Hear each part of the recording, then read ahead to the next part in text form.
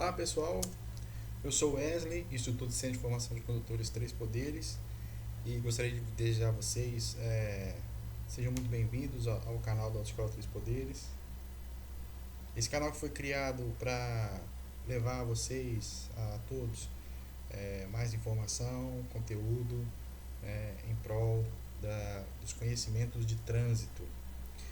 E esse primeiro trabalho está sendo realizado a fim de levar um conteúdo mais resumido, né, de legislação de trânsito, do curso prático, do curso, desculpe, teórico-técnico, né, de 45 horas aulas.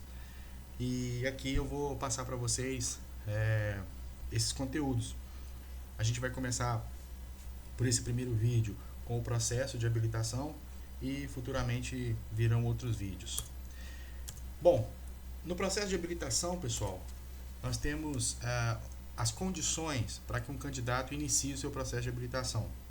Ele tem que ser penalmente imputável, né, maior de 18 anos, saber ler e escrever, possuir carteira de identidade ou equivalente. Aí você pode ter essas carteiras de órgãos, né, como o Conselho de Medicina, Conselho de Engenharia, Conselho de Enfermagem, passaporte também é utilizado, enfim, documentos que se equivalem à carteira de identidade.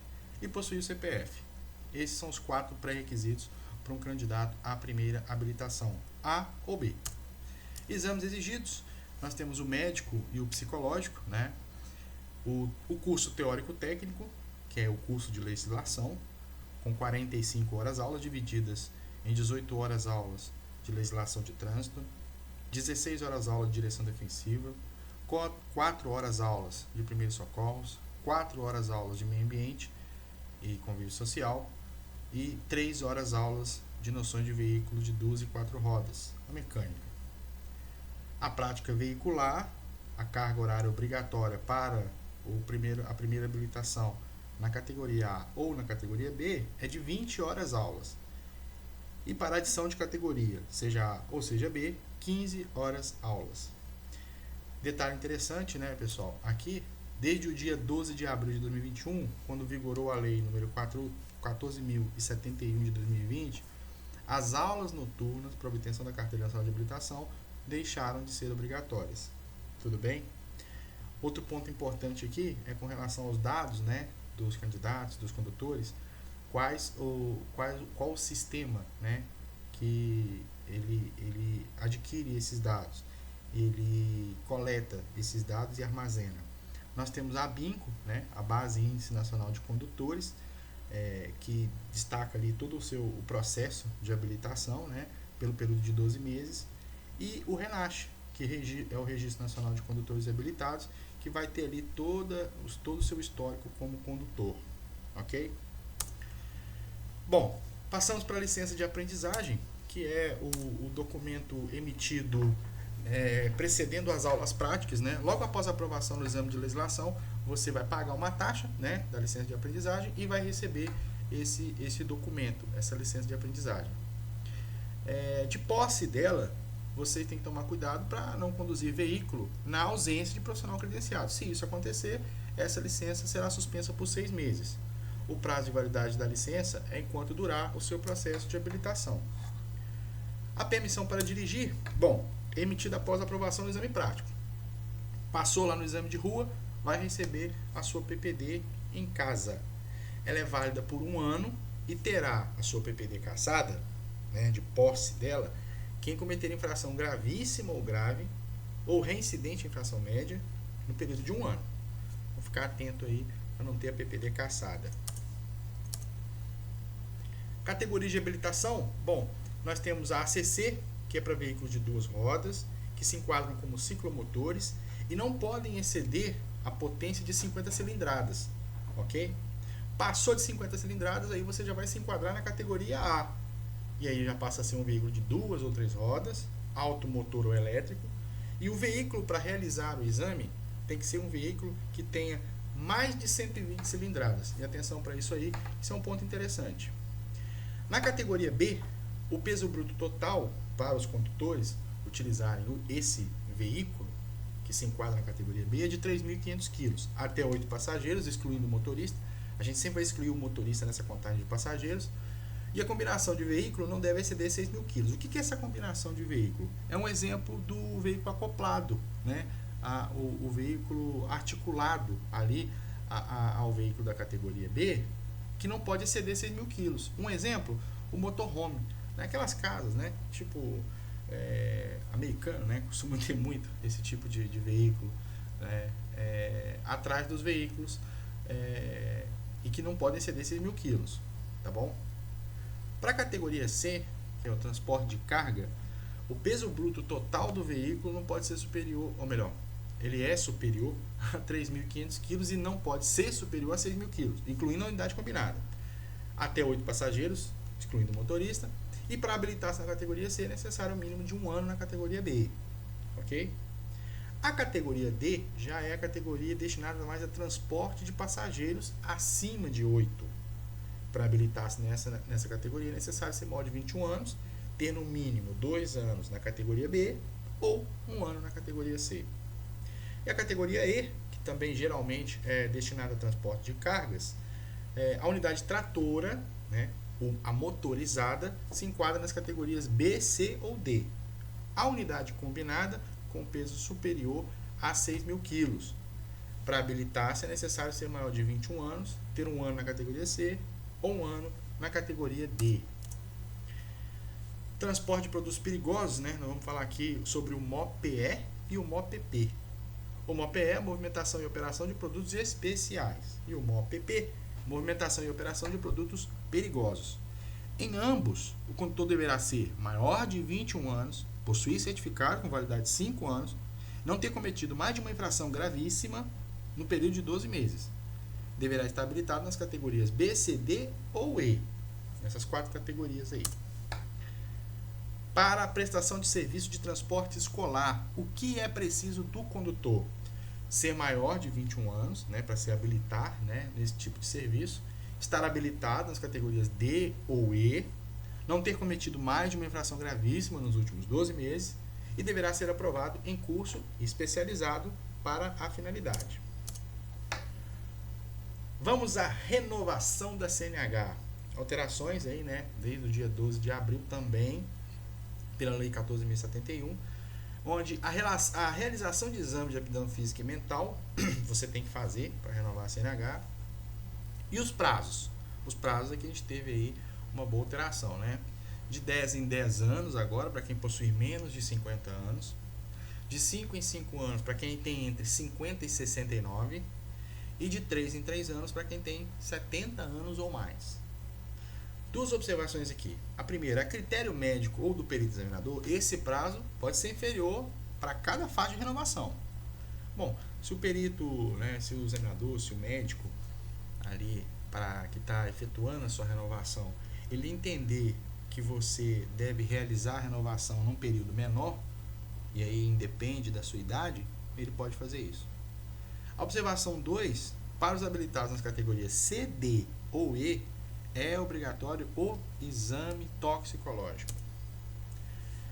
A nossa legislação de trânsito é regida pelo CTB, né, o Código de Trânsito Brasileiro, e aí algumas siglas são importantes, essa também é importante. O trânsito é a utilização das vias públicas terrestres por pessoas, veículos e animais, isolados ou em grupo, para fim de circulação, parada e estacionamento, e operação de carga e descarga. O trânsito é um direito de todos. A legislação é composta por leis, decretos, portarias e resoluções para controle e disciplina, né, da utilização das nossas vias públicas. O nosso Sistema Nacional de Trânsito, ele possui órgãos da União, dos estados, dos municípios e do Distrito Federal. E aqui, esse quadro, ele vai ilustrar um pouco como é o organograma aí, né, desse nosso Sistema Nacional de Trânsito. O Ministério da Infraestrutura é quem orienta o Sistema Nacional de Trânsito. A nível federal, estadual e municipal, nós temos órgãos normativos, executivos, rodoviários, fiscalizadores e de recursos. Recursos de infração. Bom, os normativos a nível federal, ou o normativo a nível federal, é o CONTRAN, Conselho Nacional de Trânsito. É o que cria as leis, as normas, né, do nosso Sistema Nacional de Trânsito. O normativo a nível estadual, temos o CETRAN. E a nível de Distrito Federal, o CONTRANDIF, que é o Conselho de Trânsito do Distrito Federal. Os órgãos executivos, a nível federal, temos o DENATRAN, a nível estadual, o DETRAN, e a nível municipal, a Prefeitura. Os órgãos rodoviários, temos aí o DENIT, né? E o DR a nível estadual, DENIT federal e o DR a nível estadual. Órgãos fiscalizadores, temos a Polícia Rodoviária Federal, né, no nível federal, a Polícia Militar no nível estadual e a Guarda Municipal é que faz ali a fiscalização a nível municipal. Os órgãos recursais, a nível federal, estadual e municipal, nós vamos sempre chamar esse órgão de JARI, a Junta Administrativa de Recursos de Infrações, ok? Uma observação aqui sobre as câmeras temáticas, estão vinculadas ao CONTRAN e são ali nada mais e nada menos do que um colegiado, né, que vai estudar, que vai debater, que vai ver ali, né, a situação de cada norma que deve ser implementada, né, a viabilidade, né, dessas normas, através de debates, enfim, de discussões. Vamos chegando aqui agora aos documentos do veículo. Basicamente são dois, né? Nós temos o CRV, que é o Certificado de Registro de Veículo, né? E esse Certificado de Registro de Veículo é emitido uma única vez, tá? E você só precisará ter uma nova emissão desse CRV se for transferir propriedade do veículo, se o proprietário do veículo mudar de domicílio, se você alterar as características do veículo ou se houver mudança de categoria do veículo. Também há casos de roubo ou furto, perda do documento. Aí sim você vai ter que emitir um novo CRV. Do contrário, ele é emitido apenas uma única vez. Agora, o segundo documento, o CRLV, não. O CRLV ele é emitido anualmente, após quitação de impostos e demais situações irregulares. No caso de multas, né, registradas no veículo. Ok? E os impostos geralmente que nós pagamos é o DPVAT, o IPVA e a taxa de licenciamento. Ok? Nós temos os documentos de porte obrigatório, a habilitação e o CRLV, o licenciamento. Esses são os dois documentos obrigatórios. Hoje nós já podemos também contar com a Carteira Nacional de Habilitação Digital, né? É mais uma oferta aí, né? Um aplicativo que a gente tem. Mas nem, como é que eu vou te dizer? Nem sempre, né, você vai ter todos os condutores tendo esse tipo de serviço. E quando a fiscalização, ela, por exemplo, for te autuar, na verdade, quando ela for realizar a fiscalização no seu veículo, do seu documento de habilitação, eles podem não ter também, se você não possuir o documento no momento, tecnologia, né, para poder fazer a verificação dos dados. Então, por isso o documento de porte obrigatório, porque vai que, né, uma dessas duas situações você pode não contar com o aplicativo, né, que você tem ali os documentos digitalizados, ou com a tecnologia do posto de fiscalização para verificar realmente a quitação da sua obrigação quanto à realização de documento de habilitação e o documento do veículo. Então, esses são os documentos de porte obrigatório. Com relação à compra e venda de veículos, né, a gente tem duas situações e dois prazos que a gente tem que ficar muito atento. Com relação a quem está comprando o veículo, tem 30 dias para transferir a propriedade. Se não fizer isso, ele vai ser autuado com uma infração média e 4 pontos no seu prontuário. Para quem vende, tem 60 dias para informar o órgão sobre a venda do veículo, ao órgão competente que está vendendo esse veículo. Vamos identificar um veículo? Como é que você identifica um veículo? Externamente, através das placas, no caso dos veículos de 4 rodas ou mais, nas placas dianteira e traseira. No caso dos veículos de 2 ou 3 rodas, a placa traseira. Obrigatória, através de caracteres de chassi. Então, obrigatoriamente, você identifica o chassi através dos caracteres que estão contidos no veículo. A classificação dos veículos, nós temos aqui 3 tipos de classificação dos veículos. quanto à tração, quanto à espécie e quanto à categoria. Quanto à tração, ele pode ser animal, reboque ou semi-reboque, automotor, propulsão humana ou elétrico. Quanto à espécie, ele pode ser de passageiro, carga, misto, competição, e aí o misto é carga e passageiro, tração, espécie e coleção. E quanto à categoria, ele pode ser classificado como oficial e representação diplomática, aluguel, particular e aprendizagem. Agora nós vamos aqui para umas placas dos veículos, né? Que a gente identifica externamente os veículos através de placa, e através das cores nós sabemos, né, que tipo de categoria pertence àquele veículo. A placa vermelha aí com inscrição branca, veículo de aluguel. A placa verde e amarela, né, da Presidência da República para presidente e autoridades do nosso país. A placa preta para veículo de coleção. A placa verde para teste do fabricante, né, no caso também de experiência de um veículo. A placa cinza, que é a particular, é a mais comum. A placa azul para entidades diplomáticas, né, personalidades diplomáticas que vêm aí de outros países. A placa branca com inscrição vermelha, que é a de aprendizagem, o veículo do CFC. E a placa branca com inscrição preta, que é para veículo oficial, geralmente secretarias municipais, né, secretarias estaduais.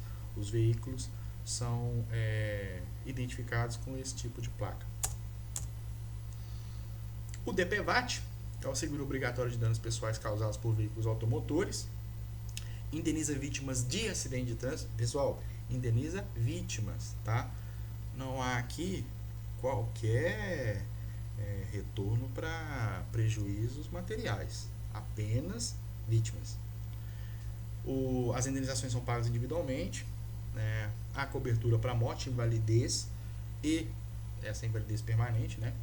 E o DAMES, que são as despesas de assistência médica e suplementares, né? Com relação à dimensões dos veículos, comprimento máximo, né? Para veículos simples nós temos 14 metros, para um veículo articulado 18,6 metros, para veículo com reboque 19,8 metros e para o veículo cegonha, né, aí o comprimento máximo 22,40 metros. Equipamentos obrigatórios dos veículos. E aqui, pessoal, a gente tem alguns equipamentos obrigatórios que são muito comuns, né, para veículos de 4 rodas, os ônibus, a motocicleta, a motoneta, o triciclo, o ciclomotor. E alguns ali que são específicos, né? Então vamos lá. No caso, por exemplo, dos automóveis, nós temos os para-choques, os retrovisores, limpador e lavador de para-brisa, que a gente não tem na moto, por exemplo. Para-sol também não temos na moto, ok? Faróis e faroletes, lanterna traseira, luz de freio, de ré e de placa. Atenção para essas luzes, né? Elas são obrigatórias. Seta, luz indicadora de direção, né? Luz indicadora de direção, direita ou esquerda. Retrorefletores traseiros, velocímetro, buzina, freio de serviço de estacionamento, cinto de segurança, macaco, chave de roda e a roda sobressalente, o step.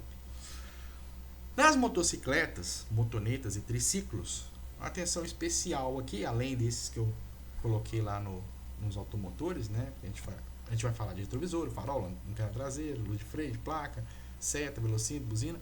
Atenção para controle de ruído do motor, né? E o controle de temperatura, que agora a gente já tem nessas motos mais modernas, né? A gente já tem aí também, inclusive, esse equipamento que não esquenta tanto ali o escapamento da motocicleta, o que pode causar, né, incidentes.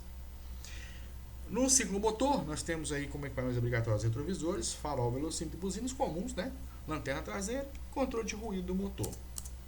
Agora, nos tratores, nas máquinas, né, nós temos outros tipos ali de equipamentos obrigatórios que podem chamar a atenção.